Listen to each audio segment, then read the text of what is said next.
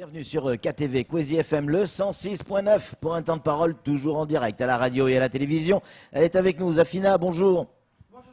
On rappelle, Zafina, vous représentez aujourd'hui le collectif des citoyens mahorais et notamment ces mamans qui sont qui étaient sur le parvis du bureau des étrangers. Cette nuit, elles ont été chassées. On va voir les images tout de suite.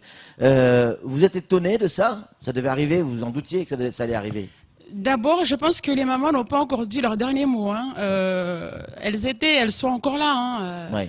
Elles sont du côté de la maison des livres. Il faut savoir que ce qu'elles font, c'est de la résistance. Ouais. Parce que quand on voit de quelle manière on est traité, eh bien, il faut oser le faire. Donc, ce qu'elles font, ce que nous faisons, c'est sauver Mayotte. Donc, nous sommes en train de sauver notre territoire, tout simplement. Vous attendiez à ce que les gendarmes interviennent tôt ou tard? Écoutez, les gendarmes, ils font ce qu'ils veulent. Là, c'est pas nous qui les commandons. Hein. C'est le préfet et l'État qui gère ça. Toujours est-il que les Mahorais doivent savoir ce qui s'est passé cette nuit. En tout cas, à 5 heures du matin, les mamans ont été poussées, chassées, la manière la plus impropre qui soit. Et ça, je pense que les Mahorais vont pouvoir prendre acte pour savoir qu'est-ce qu'ils vont pouvoir proposer en retour. Bala Chousseni qui lance un appel à la population à venir soutenir les mamans qui ont été délogées ce matin. C'est quoi? C'est un appel à la manifestation? Déjà, il faut savoir le nombre de mobiles qui ont été déployés. Je suis allé sur place, ils étaient pour nombreux, pouvoir poser ces murs. C'est vraiment impressionnant quand on demande plus de sécurité, moins de violence. On a du mal à comprendre cela. Quand il faut chasser 2, 3, 4 mamans, il faut mobiliser autant d'hommes. C'est quand même impressionnant.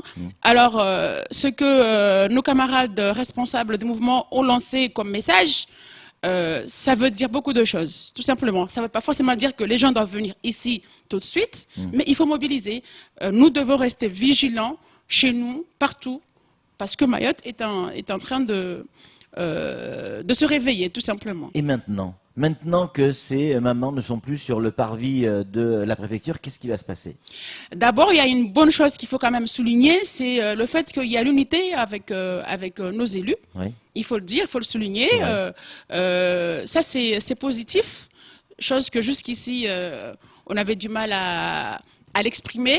Donc aujourd'hui, on ne va pas travailler seul de notre côté, mais on va travailler avec les élus. Samuel Bocher, le rédacteur en chef de France Mayotte Matin, a une question à vous poser. Oui, on a vu le député Mansour Kamardine passer une nuit avec les mamans au bureau. Iram Latiali, qui est passé aussi en fin de semaine dernière, la députée, pour partager, comprendre, écouter et soutenir aussi. Swaba Adine également. Swaba Adine, ouais. D'ailleurs que vous avez rencontré, si je ne m'abuse, ce week-end ou vendredi ou samedi, pour continuer à négocier et à parler. Comment est-ce que ça se passe et qu'est-ce que vous vous dites? Déjà, il faut quand même souligner l'importance du dialogue qui est installé, puisqu'il est venu le président du conseil départemental, M. Swaba Adine Ibrahim Ramadani. Ensuite, c'est un appel, ça a appelé, ça a sensibilisé les autres élus. Il y a eu le député qui est venu, qui a passé une nuit tout entière auprès des mamans pour comprendre ce qui se passe, parce qu'il est aussi en train de défendre son territoire. Ouais. Il y a eu Ramlati qui est passé effectivement vendredi, donc elle a fait le point avec les mamans, et je peux vous dire qu'au moment où elle était là, on a constaté effectivement les services de police plus un membre de gendarme mobile qui était déjà en train de mettre en place ce plan qu'ils ont actionné ce matin. Et je peux vous dire que Madame Ramlati a appelé indirect le préfet pour lui demander qu'est-ce qui se passe. Parce que les femmes commençaient déjà à se... Voilà. Et on lui a répondu que non. Et puis, on était surpris de voir qu'elle était avec les mamans. Qu'elle était avec les mamans, ses mamans. Aujourd'hui, à force de constater qu'elle a pris l'avion hier ou aujourd'hui, exact, ouais. Il n'y a pas que elle qui a pris l'avion. Et là où on en arrive, eh bien, à chaque fois qu'il y a des gens qui osent dire les choses, qui viennent, qui soutiennent, eh bien, dès qu'elles sont plus là, eh ben voilà, on envoie ces mobiles pour chasser les mamans. Alors que ce qui n'est pas demandé. Les discussions avec les élus, vous m'avez posé la question tout à l'heure, elles sont dans la bonne voie. Donc, je ne peux pas rentrer dans les détails, mais il y a des très bonnes choses. Donc, qui devaient être sur la table. Et on devait attendre qu'on sorte de quelque chose avant d'envoyer ces gens-là pour les déloger. Et ce que nous avons demandé... Ça veut dire quoi là, qu'ils ont remis de l'huile sur le feu? Ce que nous avons demandé, on a demandé, attention, il ne faut pas humilier nos mamans. Il y a une ligne rouge qu'il ne faut pas dépasser. Il ne faut pas humilier, il ne faut pas chasser, il ne faut pas déloger ces moments-là comme ça, sans pour autant que le collectif, les élus, on a pu trouver de quelle manière on allait le faire. Ce ne sont pas des terroristes. Ce sont les maires, ce sont les propriétaires terriens de cette île.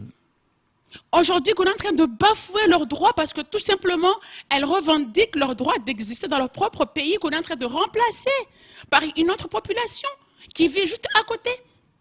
Et que le président a catégoriquement refusé à ce que sa propre population retourne chez Vous parlez eux. du président Azali. Mais bien entendu. Parce que le problème qu'il y a, le problème qui se pose aujourd'hui, il ne faut pas qu'on passe par plusieurs chemins. C'est un problème diplomatique entre la France et les Comores. Mais quand on est en train de vouloir enlever des gens pour pouvoir attribuer des séjours, il y a des choses qu'il faut d'abord mettre en place. Des négociations. De quelle façon vous allez pouvoir donner ces séjours-là à ces personnes-là?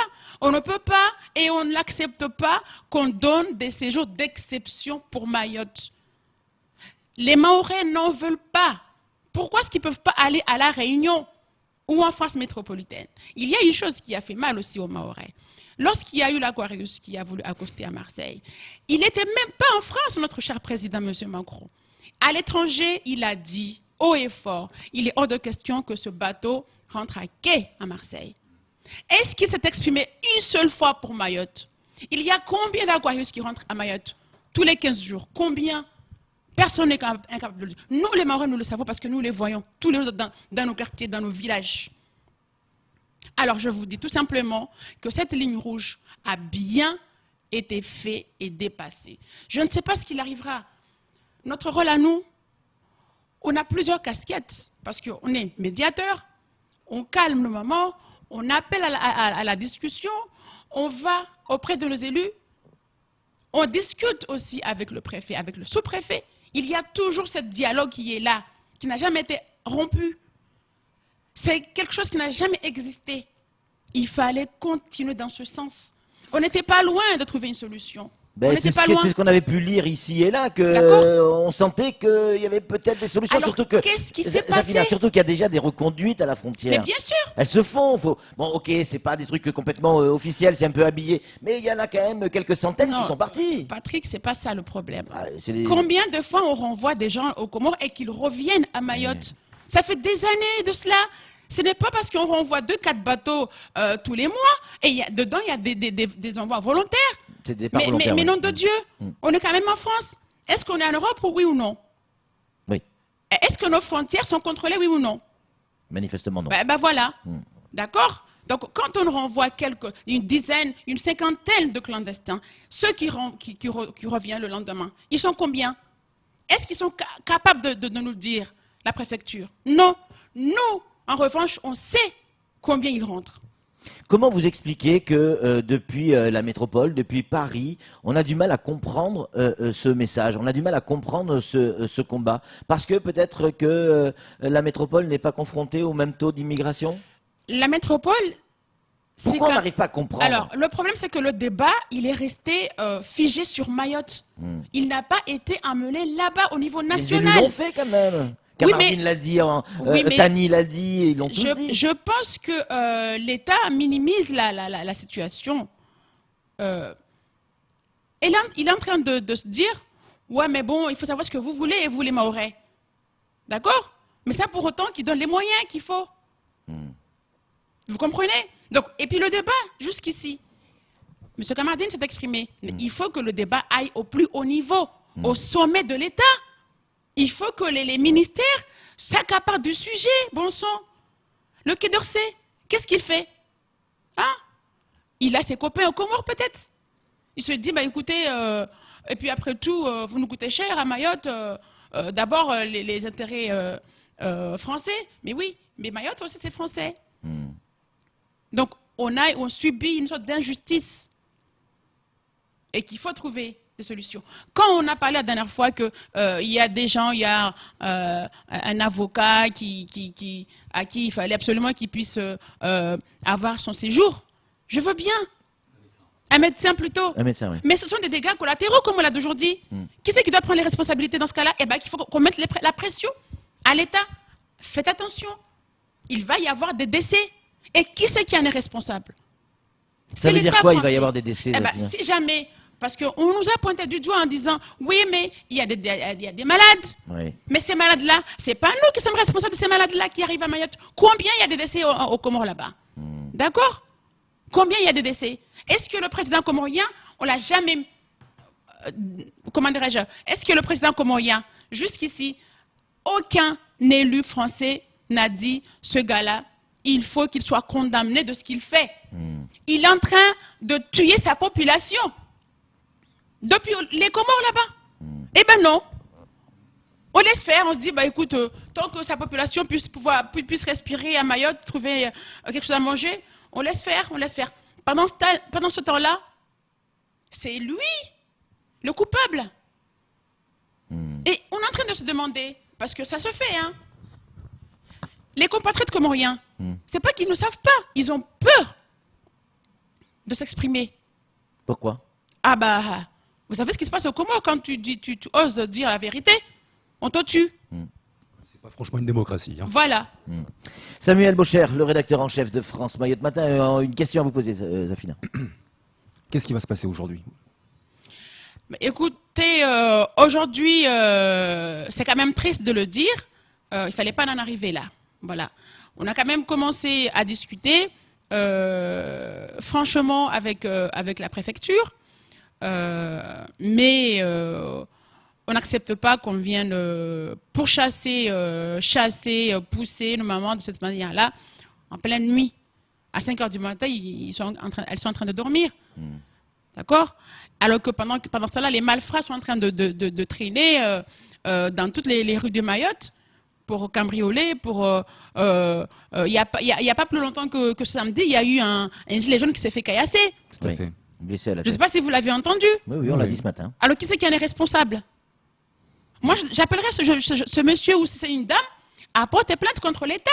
Parce que c'est l'État qui accepte à ce que ce monsieur-là ou cette personne-là reste sur la route alors qu'il n'est pas formé. Il n'a pas la légitimité de rester à cet endroit-là, soi-disant pour sécuriter la rue, pour sécuriser la population. C'est quand même insensé, on marche sur la tête là. Mansour Kamardine, quand il est venu sur ce plateau, disait qu'il va falloir médicaliser les mamans qui ont passé tout ce temps sur le parvis du bureau des étrangers, car dormir sur une dalle de béton, il en a fait l'expérience, il a dit, moi le matin, j'arrivais pas à me lever, c'était très très dur, mal au dos, il n'a pas travaillé de la journée qui a suivi, ça fait plusieurs semaines qu'elles y sont. Elles vont aller voir un médecin, elles vont être suivies? Parce qu'on s'intéresse aussi à la santé de nos mamans. Oui, mais vous savez, ces mamans-là, elles ont beaucoup fait pour Mayotte. Elles ont vécu l'époque des chatouilleuses. Oui. Elles ont fait partie des chatouilleuses. C'est pour ça qu'elles ont eu la force de rester là, jusqu'à aujourd'hui. Pourquoi c'est les mamans? Pourquoi on voit pas la jeunesse? Quand on voit, pardon, avec tout le respect que je leur dois évidemment, mais quand on voit la moyenne d'âge des dames qui sont sur le parvis de la préfecture, on a le sentiment que c'est un combat d'un autre temps. Pourquoi il n'y a pas la jeunesse? Pourquoi elle se sent pas concernée? Vous avez vu, quand il y a eu les mouvements de février, il y a eu toute la population. On le voit derrière vous, on voit ces images. Il y avait des jeunes, des moins jeunes, des vieux. Des blancs, des noirs, des rouges, Tout des le verts. monde était là. Et qu'est-ce qu'il en est sorti? Rien. Voilà. Rien. Rien. Elles se sont dit, bah, écoutez, le cœur du problème, le cœur du mal, c'est la préfecture. C'est la préfecture parce que c'est la préfecture qui fait un appel d'air, qui régularise. La préfecture, vous avez rencontré le préfet? Mais vous bien avez sûr, discuté. oui. Il n'est pas favorable à l'immigration, il l'a dit Il n'est pas clairement. favorable. Il n'est pas a mis en favorable. place avec le GELIC. Nous on peut savons pas dire très ça. bien que lui, il ne fait que exécuter des ordres qu'on lui donne. Ouais. D'accord? Le préfet, il est très ouvert. Hein. Donc c'est pas la préfecture, c'est pour vous le gouvernement, là. Mais c'est l'État. Oui, oui. Mais quand on parle de la préfecture, c'est l'État.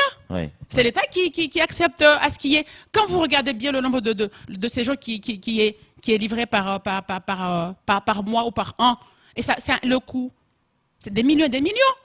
Cet argent-là, il va où? D'accord? Dans quelle caisse? Parce que l'État est en train de se dire, oui, mais bon, quand il y a des reconduites, il faut aussi qu'il y ait une rentrée d'argent, parce que l'argent qu'on va dépenser pour envoyer ces gens-là, il faut aussi qu'on puisse trouver un endroit pour pouvoir l'amortir. Eh bien, il faut qu'on continue les séjours. Samuel, pour conclure.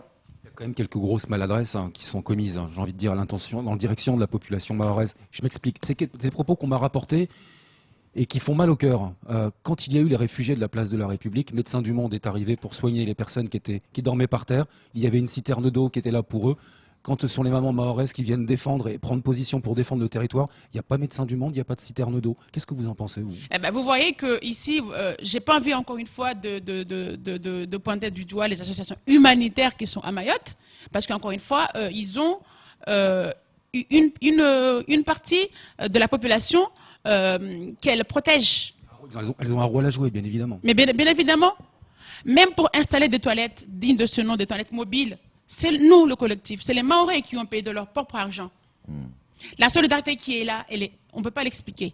Les gens viennent, il y a une logistique qui a été mise en place pour les nourrir, pour les toilettes, tout. Le préfet, qu'est-ce qu'il a fait? Le préfet, pour les aider? Eh bien, rien. Rien. En même temps, on ne peut pas imaginer de monter des toilettes, des cuisines, des citernes Oui, d'eau mais devant le bureau de la préfecture. il aurait dû les avoir. étrangers étaient sur la place de la Le République. préfet, il a dit, est bloqué par- Samuel, Oui, il aurait pu envoyer des médecins oui, sur place oui. pour vérifier leur taux de santé. Oui. Elles ont des médicaments à prendre. Ces mamans-là, elles n'ont pas la santé que vous et moi, nous C'est vrai. avons. C'est là où je dis, il y a un problème. On va suivre ce dossier de très très près parce que l'histoire n'est pas terminée manifestement, Zafina. Non, elle n'est pas terminée et à mon avis, elle ne vient que commencer. Merci beaucoup d'avoir répondu à nos questions et d'être venu sur ce plateau. On rappelle l'information de ce matin, entre 4h30 et 5h, effectivement. La gendarmerie, sous le commandement du commissaire Josse, puisqu'on est en zone police, ont monté ce mur fait de plexiglas avec des camions de gendarmerie, puis ont délogé les Bouénis. Sans violence selon la police, avec un peu de violence selon Zafina et le collectif. En tout cas, ce matin, impossible de remonter la rue de la préfecture. Merci d'être venu et d'avoir répondu à nos questions. C'est tout pour ce temps de parole. Tout de suite, la suite de nos programmes.